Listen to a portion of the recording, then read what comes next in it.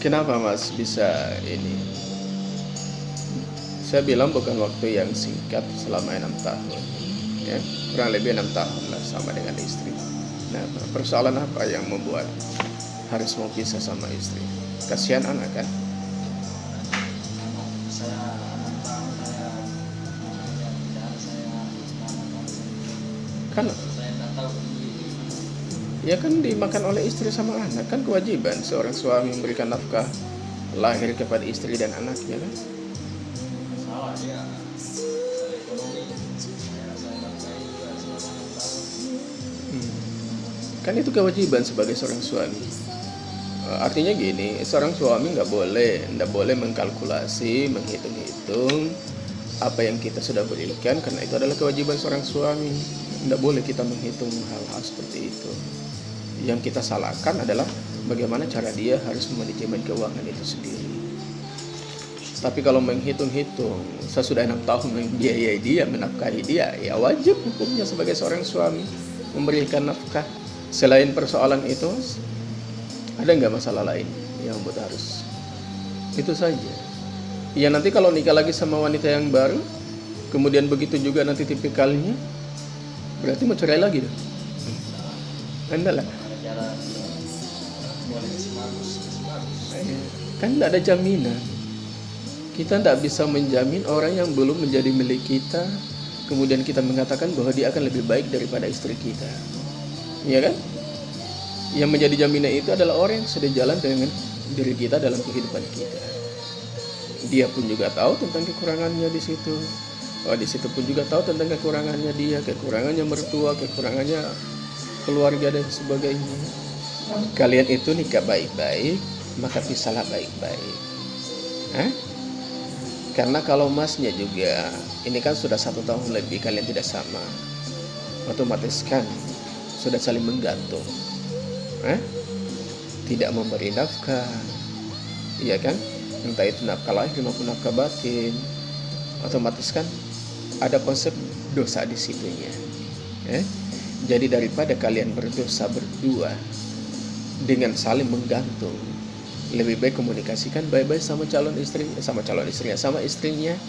Gimana kita bisa baik-baik? Saya ikhlaskan kamu untuk jalan kehidupan kamu juga ikhlaskan saya dengan jalan kehidupan saya sendiri. Maka kita sama-sama kita ke pengadilan untuk menyelesaikan masalah ini. Karena dia kalau nikah nanti, dia tidak mungkin mau nikah siri lagi, iya kan? Otomatis dia akan nikah resmi. Masing juga kalau nanti dapat jodoh ke depannya, mau tidak mungkin mau nikah sembunyi-sembunyi. Otomatis mau nikah secara resmi. Ya, daripada saling menggantung, lebih baik saling mengikhlaskan, saling meridhoi. Ya, buat kesepakatan, ayo kita cerai. Ya, istri diuntungkan ketika suami pergi ke pengadilan agama untuk mengajukan permohonan cerai. Ya, istri diuntungkan karena nanti terbitkan 2 akta cerai. Istri tidak membayar lagi dengan uang sidang itu sendiri. Tapi kalau istri yang mengajukan, ya istri yang mau membayar. Jadi sampaikan ke istri, sampaikan ke dia. Ya kamu tinggal tunggu menghadiri. Kalau memang kamu tidak mau, ya tidak usah hadiri. Walaupun ya mungkin sekali hadiri 1 kali. Sampaikan bahwa saya nggak mau lagi. Ya. Artinya komunikasikan dengan baik supaya tidak ada konflik berkelanjutan. Karena kalau ke pengadilan agama dibutuhkan fotokopinya juga, di foto buku nikahnya di pengadilan agama juga dibutuhkan fotokopi istri, KTP istri pun juga. Ya, jadi makanya saya bilang kalau mau pisah ya bangun komunikasi yang baik. Ya istri diuntungkan dengan dia tidak membayar uang sidang, ya kan? Seperti itu. Pas foto istrinya karena mau ditempel di buku nikah baru, nggak mungkin foto sendiri. Masih ada foto istri? Tidak ada. Ya gimana caranya kita mau harus bikin buku nikah baru? Harus ada pas fotonya, iya kan? Tidak mungkin cuma foto kamu di sini mau ditempel sendiri. Otomatis kan harus ada pas foto di sini. Karena pengadilan agama tidak membutuhkan lagi akta nikahnya. Dia membutuhkan buku duplikatnya. Jadi persyaratan buku duplikat itu ya ada KTP istri dan ada pas foto istri. komunikasi baik-baik lah. Nggak usah kita merasa bahwa ada dendam lah, ada kecewa dan sebagainya. Abaikan dulu itu untuk tujuan yang satu, ya mas ya. Kalau kita berpegang kepada dendam, kepada emosi kita kepada dia, nggak selesai masalahnya. Padahal kita ingin menyelesaikan masalah, ya kan? Kita ingin bebas dari kehidupan, dari bayang-bayang kehidupan dia kan? Ya, maka selesaikan dari akarnya supaya bisa tercabut secara keseluruhan. Kan tidak apa-apa kalau ke sana. Tidak pernah ketemu sama anak.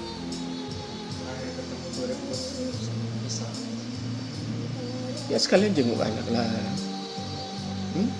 Karena seorang suami ketika dia menceraikan istrinya, dia masih punya kewajiban selama anaknya masih hidup dan selama anaknya belum balik, artinya belum menikah. Dia masih punya kewajiban memberikan nafkah kepada anaknya. Oke, sama istrinya nggak punya nafkah lagi gitu. Tapi kepada anak tetap sepanjang kita punya kewajiban masih memberi nafkah kepada anak kita. Dan khawatirnya akan selalu jadi masalah ke depannya. Ya, karena anak akan bersama istri, ya kan? Otomatis istri akan selalu meminta nafkah untuk anaknya. Jadi selesaikan memang secara kekeluargaan dulu, supaya nanti di pengadilan tidak ribet, tidak masalah, tidak panjang prosesnya. Alasannya kenapa nggak mau beda? Ya.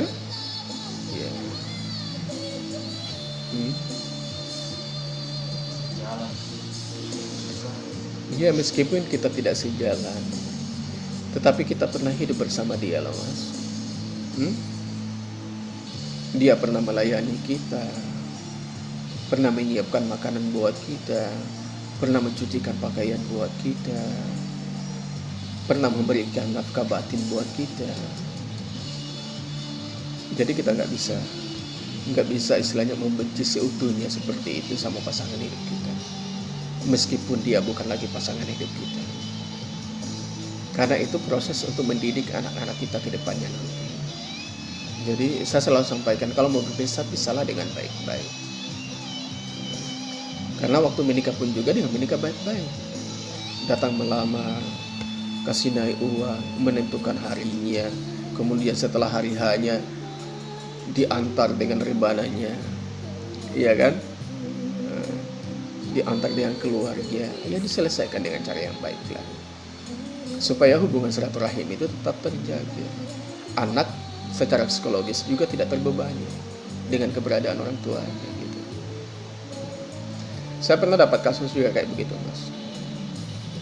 Dia 3 tahun dia mendengarkan kata-kata tetangga ini. Ya. Karena saya yakin istri akan membenarkan dirinya, suami akan membenarkan dirinya. Tidak ada satu suami yang mengakui kesalahannya dan tidak ada satu istri yang mengakui kesalahannya. Ketika terjadi konflik dalam kehidupan rumah tangga, pasti masing-masing membenarkan. Saya sudah begini. Kalau saya ketemu sama istri kamu, pasti ngomongnya lain. Iya. Jadi tidak ada. Kedua-duanya pasti saling membenarkan apa yang menjadi kebenaran buat dirinya. Iya. Karena ya saya hadapi masalah bukan karena persoalan hanya kita mas. Ya. Sejak 2009, bahkan sejak kuliah menangani kasus pernikahan. Gitu.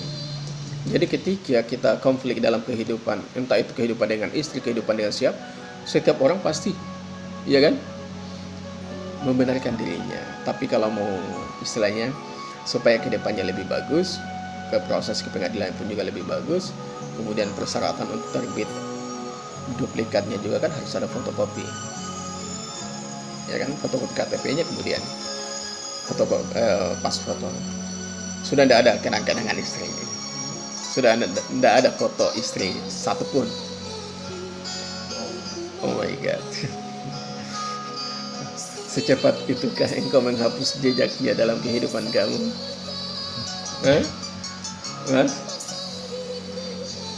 Secepat itukah engkau menghapus jejaknya?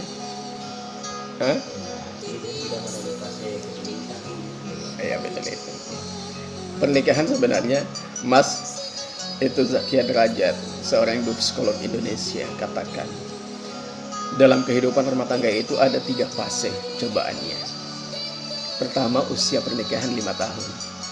Kedua, 10 tahun pernikahan. Ketiga adalah 15 tahun pernikahan. Dan masnya menghadapi pada usia 5 tahun pernikahan. Di fase di awal cobaan kehidupan dalam kehidupan rumah tangga. Dan mas tidak bisa menghadapi semua itu. Maka percaya bahwa fase ke-10 tahun kami tidak akan pernah bisa menghadapinya juga.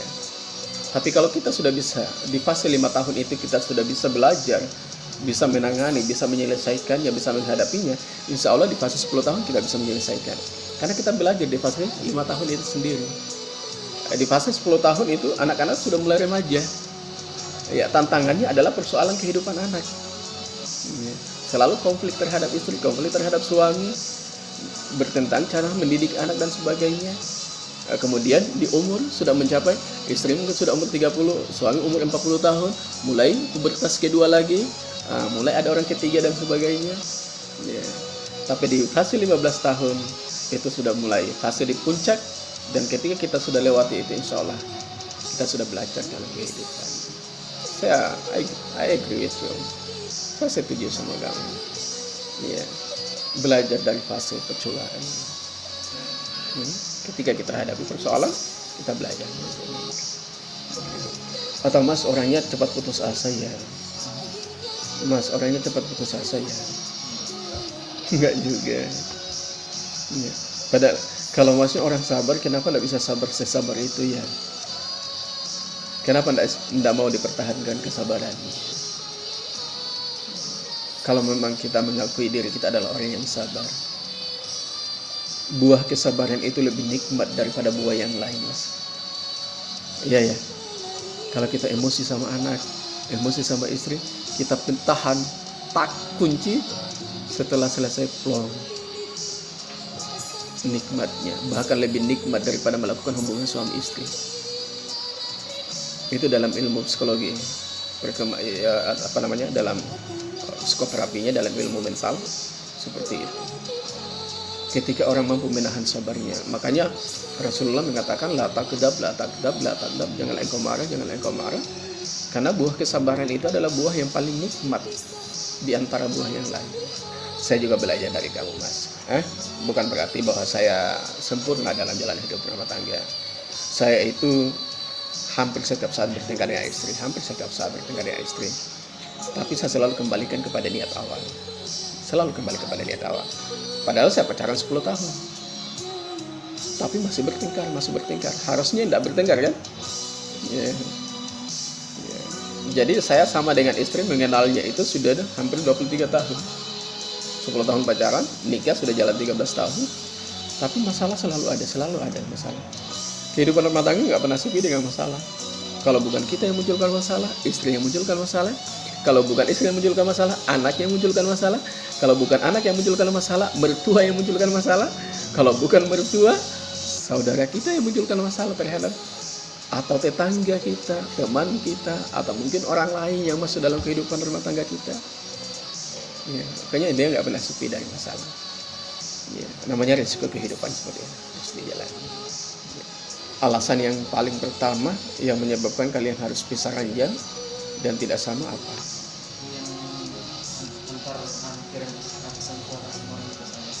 Memangnya dia di mana pada saat itu? Di mana dia pada saat itu? Sama-sama di Kuala Lumpur. Ya, kirim pesan suara sama orang tua saya. Saya tidak tahu apa-apa. Orang tua saya telepon saya, dia bilang ada begini. Dia sudah tidak mau kan? Intinya kalau kita memikirkan tentang hal itu, mas, saya yakin mau hidup dengan siapa saja, tidak ada manusia yang cocok, mas. Nggak ada manusia yang cocok. Kalau kita nggak sabar, nggak bersyukur dengan apa yang menjadi takdir hidup kita nggak akan pernah bisa bertahan dalam kehidupan rumah tangga. Pasti ada sisi kekurangan, ada sisi kelebihannya. Ya. Kalau hanya persoalan kayak seperti itu, kemudian kita langsung mengambil sikap bahwa ya udah kita pisah, nanti ke depannya jalan sama perempuan lain, kemudian ada masalah kayak seperti itu, ya udah, kita pisah aja dia. Karena kita sudah punya pengalaman. Jadi secara psikologinya, orang cerai itu, kalau dia punya ketakutan untuk cerai, maka dia tidak akan pernah cerai. Tapi kalau dia mencoba untuk cerai, maka percobaan kedua kali, ketiga kalinya akan terjadi. Karena dia paham. Dia sudah paham rasanya, sudah paham tentang sanksi sosialnya, sudah paham bagaimana solusinya. Jadi kalau membina kehidupan rumah tangga harus ada ketakutan. Takut bercerai, takut berpisah. Kalau kita takut berpisah, satu yang dikorbankan hanya perasaan kita. Tetapi menjaga semua perasaan. Perasaan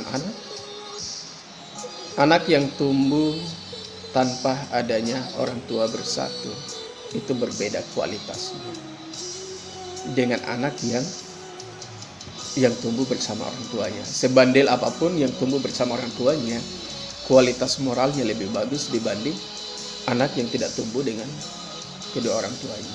Berbeda dengan umpama istri kita meninggal atau suami kita meninggal, itu berbeda. Terkecuali masnya ketika pisah nanti tetap membangun silaturahim, tetap menjaga hubungan sebagai orang tua di antara anak-anaknya. Tapi kan persoalannya kadang-kadang istri kita nggak mau seperti itu. Artinya perempuan yang akan kita nikahi yang baru kadang-kadang komplain dengan kehadiran anak kita. Atau sebaliknya suami istri masnya komplain dengan kehidupan anaknya, anak tirinya di dalam kehidupannya. Jadi banyak hal yang harus diperhatikan.